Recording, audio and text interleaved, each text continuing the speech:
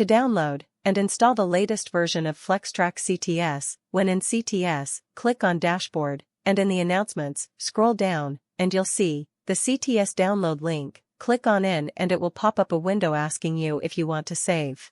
Click Save. By default it should go to your Downloads folder.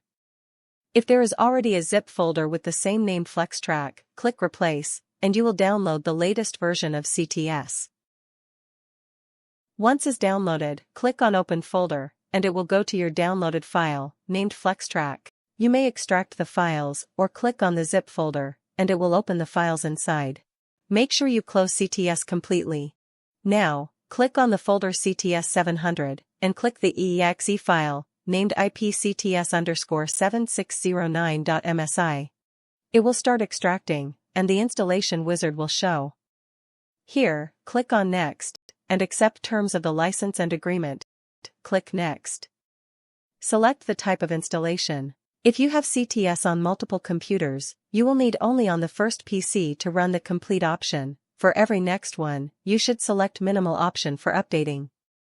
On this window, click Next. On the second window, and this window will show only, if you click Complete, you need to navigate to your Forms folder location. Example, mine is on C drive, folder CTS 700. To select the correct location for the Forms folder, use the Browser button. Once you find the location, select it. Then click on Next. On the next window you click Install. The installation will start, and once it is completed, on the pop-up window click Finish. Now go to your desktop and open CTS.